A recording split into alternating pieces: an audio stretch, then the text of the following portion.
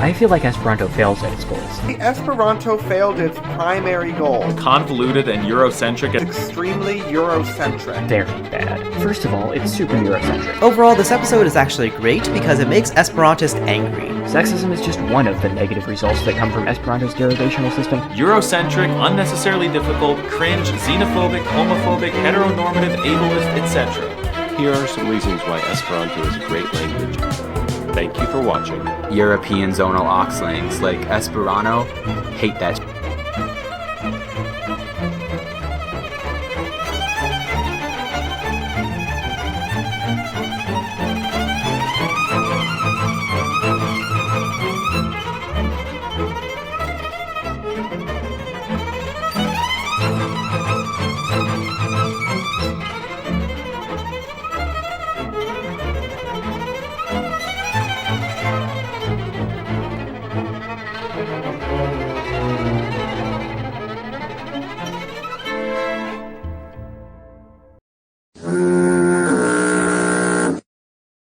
Oh, miaj karaj estontaj samideanoj, trankviliĝu, trankviliĝu, kial ĉiuj vi malamu tiel multe tiun ĉi etan ĉarman planlingvon? Originally, I was gonna make this whole video in Esperanto, before deciding that that would take watch time and be annoying to caption, since I'd have to do it manually. So I did the next best thing. This video has full Esperanto captions. I recommend turning them on even if you don't speak Esperanto for no reason. From the very first day, Esperanto has faced a lot of negative criticism. Some deserved, some not as much, from people who clearly don't know it that well, and people who just copy those guys' opinions. This is nothing new. The latest incarnation of distaste towards the language seems to me to be greatly influenced by JBR's Ronto, which itself influenced Conlang Critic, whose videos about Esperanto and Toki-Pona themselves have greatly influenced the Conlang community's opinions on both languages.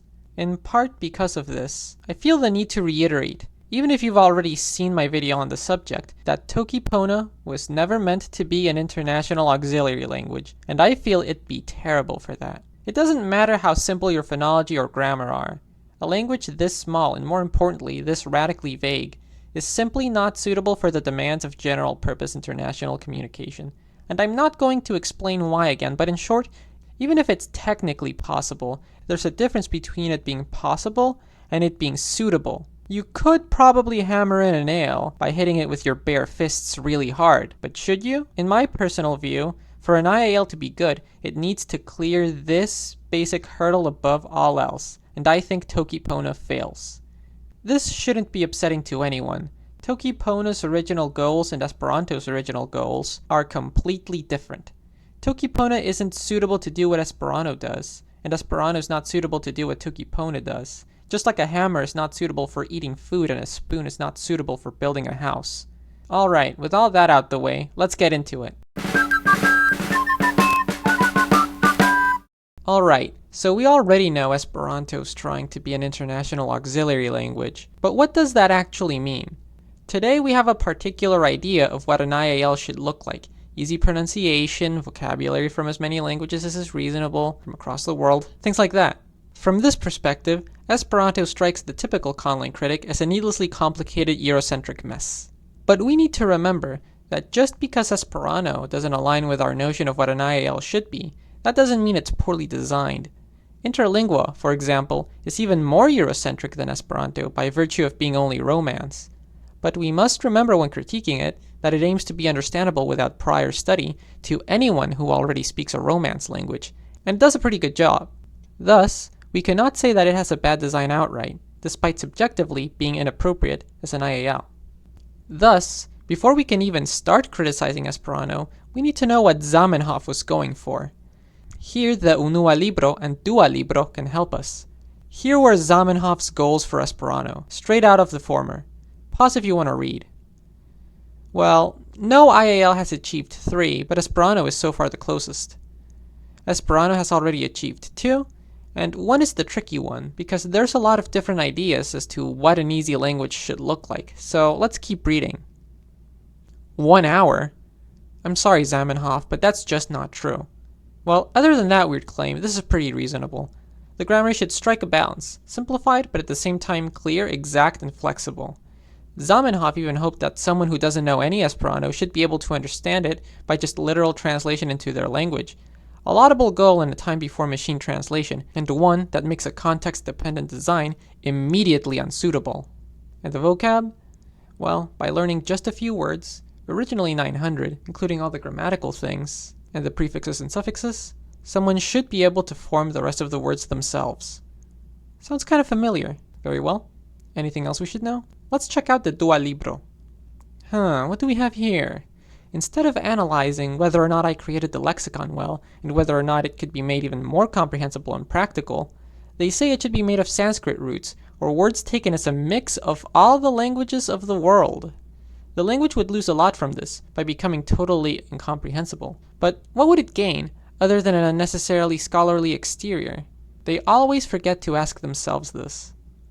Well then, I'll elaborate on this later, but for now let's say the language intentionally chooses its lexicon so that it should be comprehensible.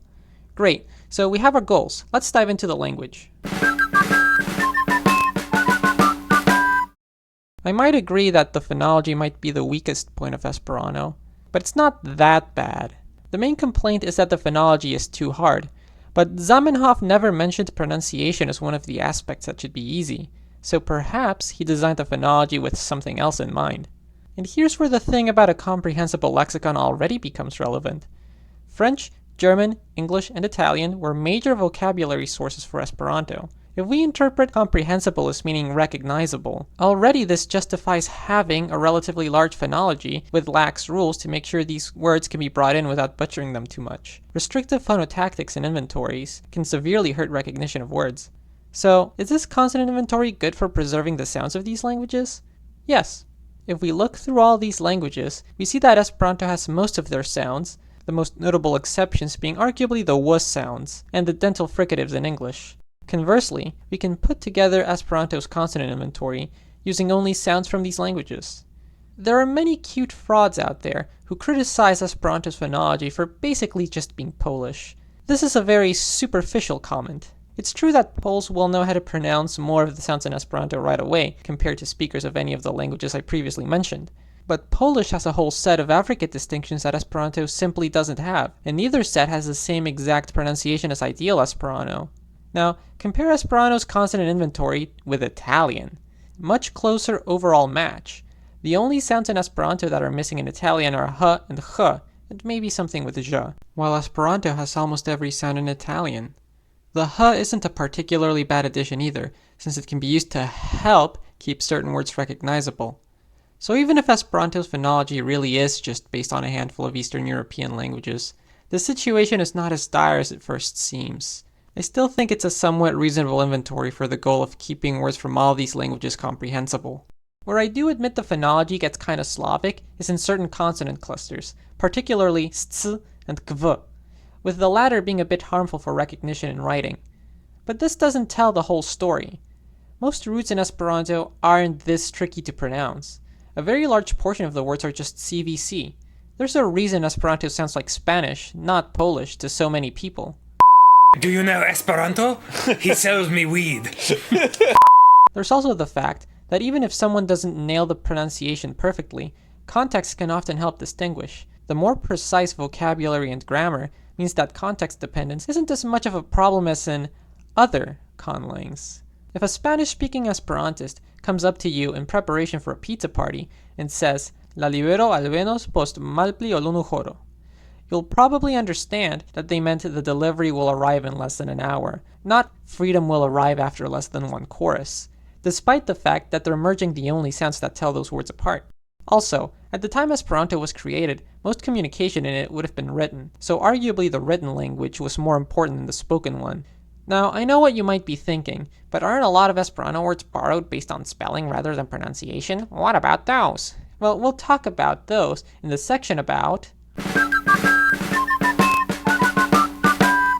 So, people often like to comment on the diacritics and how much they suck. I disagree. The way I see it, Esperanto's orthography is an attempt to balance two different conflicting goals. First, there should be a bijection between the sounds and the letters. Second, the choice of letters should not hamper the ability to recognize the words in the written form too much. Esperanto has more sounds than there are letters in the Latin alphabet. Maybe you could argue that you can represent the affricates by combining do with sh and do with j, but then you'd lose the recognizability that those sounds are there to preserve in the first place. And the fact that now you're missing letters doesn't help either, as it requires spellings to change. For a pair of straightforward examples, circao is taken from Italian or ecclesiastical Latin circa, pronounced very similarly. If we take the phonetic digraph approach, we end up with less familiar spelling. Or how about scienzo? This word is annoying to pronounce, but the spelling is near perfectly preserved from English and French. If the letter C weren't used, this would no longer be the case. Alternatively, if we allowed the letter C to not match with the pronunciation perfectly, the bijection between the sounds and the letters would be broken.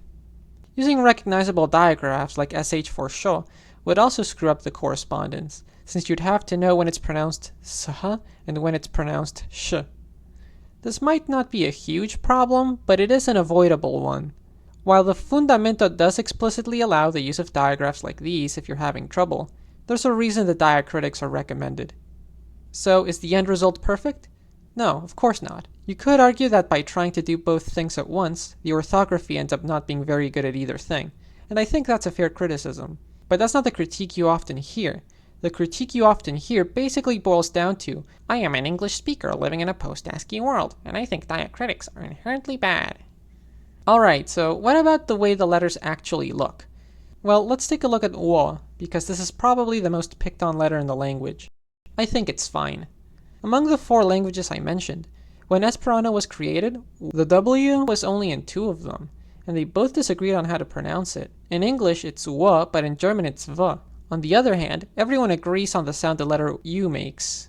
The problem now is that typically, when you have 2 vowels together in Esperanto, that indicates a new syllable. Adding a diacritic helps clarify that this is a diphthong.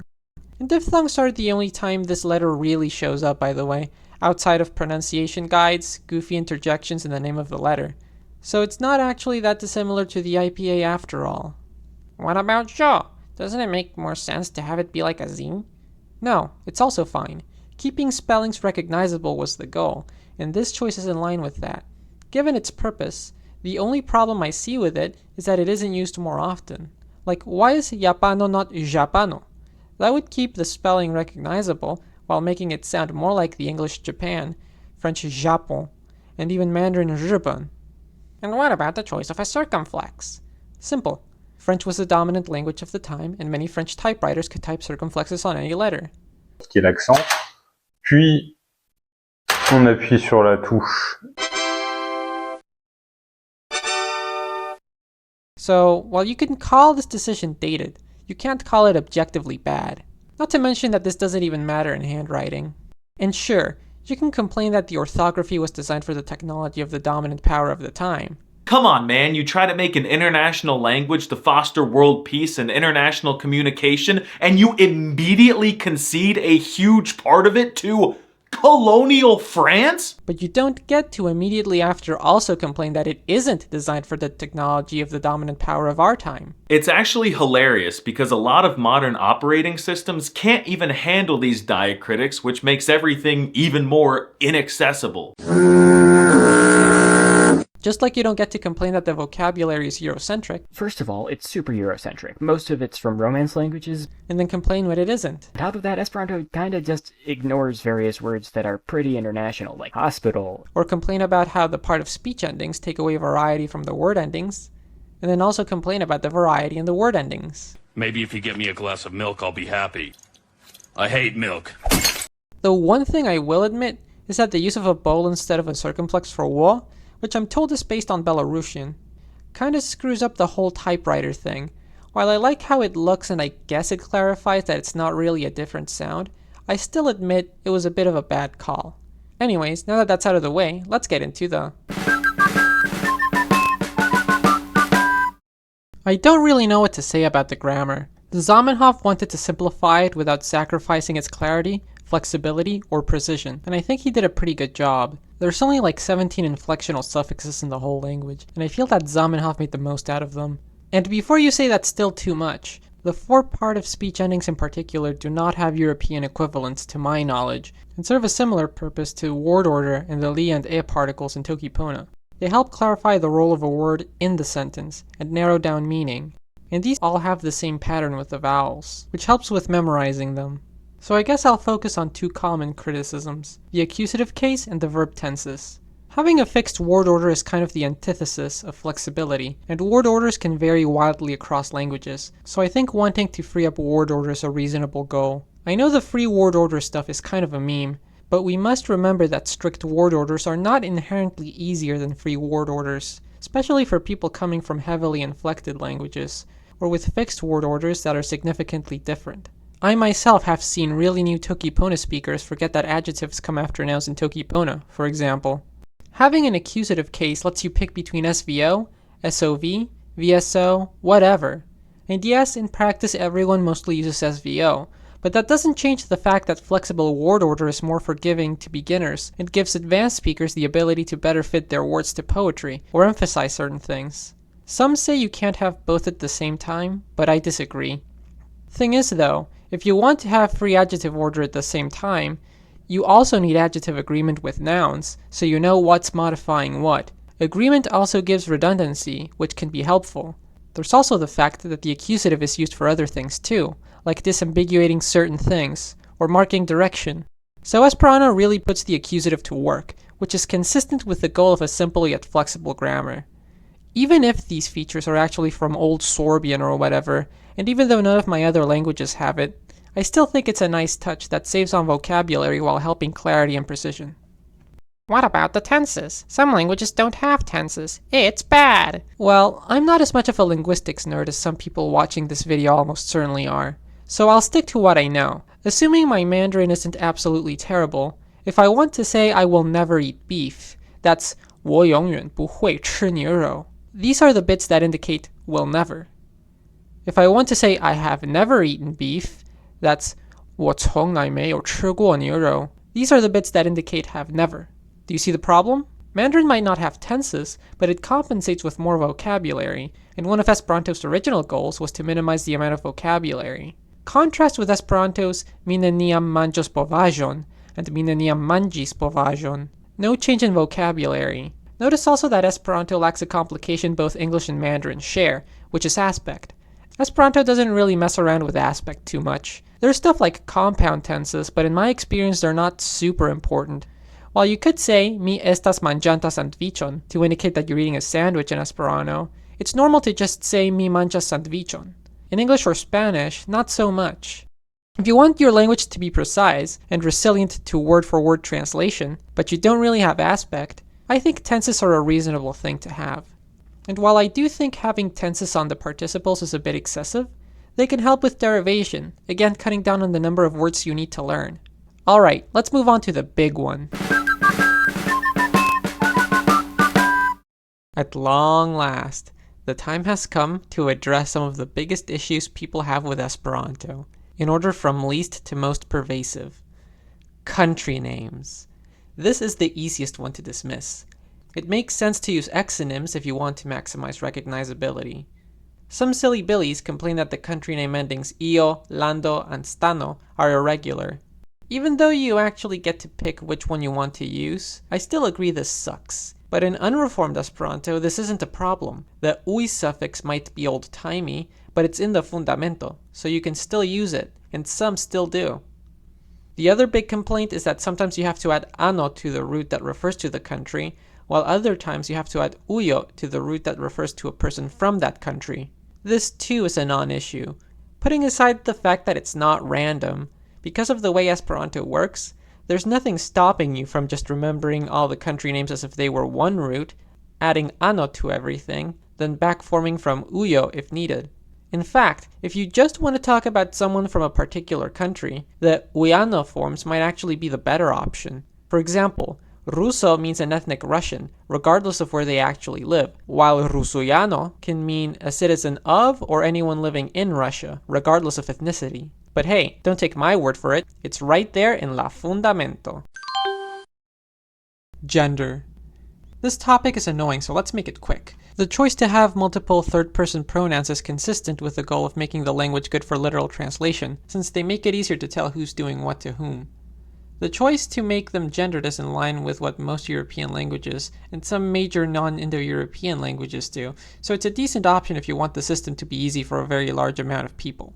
While I understand why some people think there should be a new gender-neutral pronoun, this isn't strictly necessary. There are examples from Zamenhof where G is used to refer to a specific person without offense. The idea that Esperanto treats women as a type of man makes as much sense as saying that it treats coldness as a type of warmth. In any case, the issue people have with the in suffix is now largely irrelevant.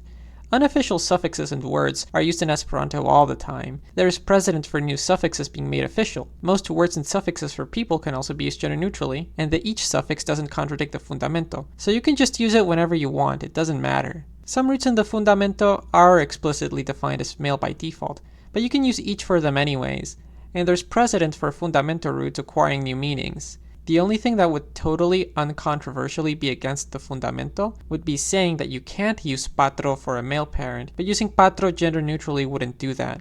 Some male roots also already have gender-neutral alternatives, which can be formed from official roots, and even if roots like patro get stuck as being male-only, the fundamento gives explicit permission to coin new roots to replace old ones, so you can just do that.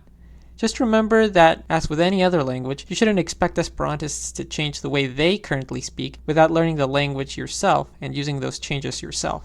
Finally, the reason Zamenhof originally designed the system the way he did in the first place is because despite recognizing that a male suffix would be a logical and useful addition, he felt the naturalism of only having a female one with male as default would help make the language easier on account of being a more familiar system. Girls, knabinoi.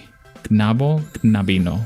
Knaboi, knabinoi. Knabinoi. It's very intuitive. I love this language. While I'm not convinced this would have been such a big problem in practice, I can see where he's coming from. Remember that people at the time made a much bigger deal of specifying gender every time. Eurocentrism. While I do agree that Eurocentrism is lamentable, there are 3 reasons I think it's not that significant. First, recognizability. Remember what the Dua Libros said about how the language would become completely unrecognizable with words from all over the world.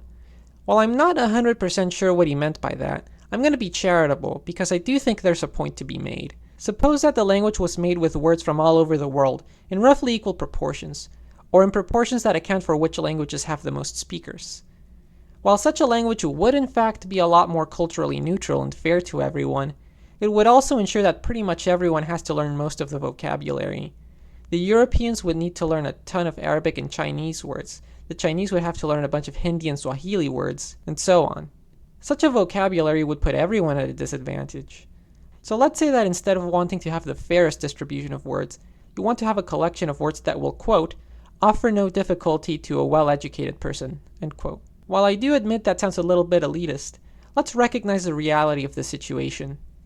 European languages dominate in Europe, Australia, and the Americas, no question. In Africa, many nations have a European language among their official languages, and many people who speak one. In India, the English language, which has many Romance-derived words, held an important position, and today, correct me if I'm wrong, there's a lot of code switching in Hindi. Even in China and Japan, European languages had a presence, and today Japanese has a ton of loanwords from European languages. And these European languages, despite being so spread out, are at least for now largely similar enough everywhere that mutual intelligibility isn't an issue. On the other hand, Arabic and Chinese are fragmented among mutually unintelligible dialects. Indonesian, Swahili, and Mandarin were not as widespread as they are now. India has a ton of local languages, and adapting Arabic's triconsonantal roots, or Chinese tones and characters, all of which are key parts of maintaining the recognizability of words from these languages, poses a challenge to an alphabetic language with extensive morphology but no infixing. Given all this, it makes sense that if you want as many at least well-educated people as possible from as many countries as possible to recognize as much of the vocabulary as possible, having a predominantly European lexicon makes practical sense. And yes, I know the only reason things were and still are this way is because of colonialism, and that colonialism is bad, but from a purely pragmatic viewpoint, it'd be silly to not try to take advantage of the situation. Second, familiarity isn't always helpful. For example, the word controlli might look to an English speaker like it should mean control, but it actually means to check, from French. The word hazarda might look to an English speaker like it should mean hazardous, but it actually means random, also from French. Esperanto has many false friends like this. Someone who is unfamiliar with European languages is less likely to be fooled by these surface-level similarities. Finally, and this is my favorite one, Esperanto does compensate for its Eurocentrism. It just doesn't do this in the way most people think it should.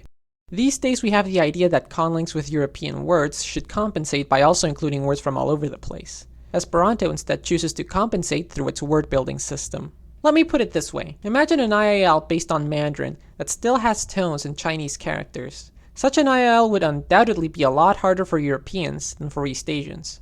However, I think you'd still have to admit that such a language would be a heck of a lot easier than Mandarin if instead of having to remember separate words for improve, strengthen, shrink, and increase, there was a straightforward rule for turning the words for good, strong, small, and many into those words that could be applied to any adjective, even if the end result doesn't have a one-word equivalent in Mandarin, and if the whole lexicon was built around this idea. This is what Esperanto does. I think most critics of Esperanto, and even many Esperantists, don't fully grasp just how important and powerful the word-building system in Esperanto is. It is one of the two central things that, in my view, makes the language special and still worth learning. Gerda Malaperi's author Claude Perron recognized that the central idea of Esperanto is that it is a collection of morphemes which can be freely rearranged according to certain rules to determine meaning, but otherwise without restriction or alteration. This is no accident. Zamenhof makes it clear that this is a central aspect of the language in the Unua Libro that's meant to be used whenever possible, and that is showcased in La Fundamento. And it needs to be emphasized that this isn't a theoretical thing. These words are actually used in practice, and as long as you don't get too crazy, they're easily understood by people. On screen are a few examples of words I've actually seen or used that I managed to understand or communicate with perfectly fine. The notion that Esperanto's appeal comes from it having one-to-one translations of everything is not one I relate to at all. So here's my challenge to people who say Esperanto is too Romance. Find me a single Romance language that is agglutinative, without grammatical gender, without conjugation by person, has a causative suffix, allows you to build words like this without exception, and has exact one-word translations for pardonindiĝo, pli felicigisto, uzendigi, dismalmanĝegigilo, and a word-for-word translation of the sentence mia opinie tut Esperantuja kun metaĝemiĝo relernindigus Esperanton.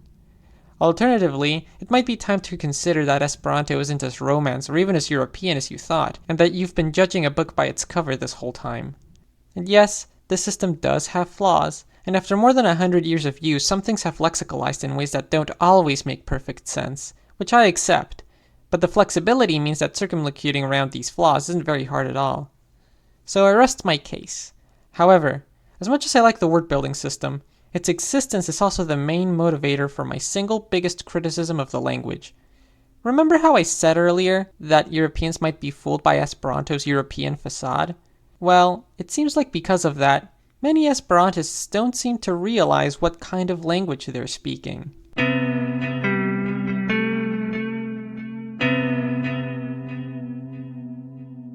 You probably thought this video would be all positive. How I wish it were so. So, the single biggest problem I see in Esperanto is not something inherent to the language's design, nor is it any single person's fault. It's something that's accumulated little by little over the language's more than a century-long history. The addition of new roots that undermine the language's word-building system. There are two kinds of these roots. The first are new roots for concepts that could be at worst calqued instead. The second are roots, not always new, which happen to look exactly like a compound word in Esperanto that has a completely unrelated meaning. Now, the latter kind are somewhat inevitable with so many words, and they can open the door to fun puns, but most of the time they're just annoying. And the former kind? Completely pointless. The Wikipedia page for infinitesimals lists alongside the delightful homegrown word senfinetsono the word infinitesimo. Why? Senfinetsono can't reasonably be referring to anything else. It's literally a calque of infinitesimal. This word is longer. It confuses both non-Europeans and Europeans who don't already know what the thing is. What's the point? Esperanto has official roots for temperature and thermometer. Seriously? Temperature is a number that tells you the amount of warmth. It's right there, and it's less syllables. The thermometer is a tool for counting it. What are you doing? Airplanes.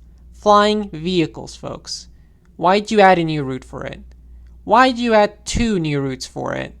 They don't even use the latter to save on syllables. Train. Vagonaro. We already had a word. We don't need another. Locomotive. The wagon at the front that moves all the others. Chef vagono? No, locomotivo. Yeah, real nice and long. And don't even get me started on the sciencey words. Cardiologo. Heart doctor. Corcurazisto. Same number of syllables. Psicologio. Mind science. Mensoscienzo. Same number of syllables. Astronomio. Star science. Stelloscienzo. Same number of syllables. How about this? Poeto, poesio, poemo. Make up your mind. Anarchiismo. Order without rulers, huh? Senestrismo. Well, at least the words for zoology, democracy, pneumonia, and etymology are just animal science, rule of the people, lung inflammation, and word origin. God damn it. It's a miserable state of affairs. Whenever I go onto Esperanto Wikipedia and see this sort of thing, which happens way too often, I'm reminded of this anecdote by Claude Perron. In Esperanto, I could express anything. The set of roots which I had was limited, but the ability to combine them which the language's structure gave to me was so vast that I never had to try too hard to find a solution to every problem of expression. I fell so in love with the language that it became my most used language in my thoughts. After some time, one of my brothers learned the language, and it served us as a secret language. When I was 15, I met the Esperanto movement. I was very happy to find out that we weren't alone, that other people also admired Zamenhof's amazing work, and actively used it. Alas, the first meeting was catastrophic. I fell from the highest heights. From the wounds I never recovered. These French speakers didn't speak too fluently. Many even almost stuttered. And they used words that to me they seemingly just took from other languages, mainly French, hiding the foreignness with Esperanto word endings. Maybe it's already happened to you that in an old city, you really like a town square because it was lovingly and artistically arranged a long time ago by the most talented people. And here you come back after a long break in another country, looking forward to the return, and everything is messed up. The old trees disappeared. There now stands a modern skyscraper which screws up the whole vibe. Someone took away the antique fountain to make space for the cars. This is the feeling I had upon meeting my first Esperantists. They ruined something that was sacred. Of the fertility of the genius system of word creation they seemingly had no idea. And they made the language so complicated for themselves that they couldn't use it fluently. I felt betrayed. But at the same time, I found out Esperanto was used across the whole world. Soon I corresponded with Esperantists from East Asia, the same age as me. And here's the second surprise. Their letters, although not totally following the norms grammatically, were in the same language that I practiced alone or with my brother for 3 years. We could touch every topic and perfectly understand each other. We sent each other jokes and poems, and for this we didn't need thick dictionaries. I found again with pleasure the language of good, which I loved so much. The good news, however, is that this is my only major problem with the language, and not all hope is lost. It only exists in one direction. I can choose to use the simpler roots and compound words anyways, and it's likely that everyone will understand me. However, this doesn't change the fact that to read the language, you need to learn these roots anyway, so the damage, though not unfixable, is already largely done.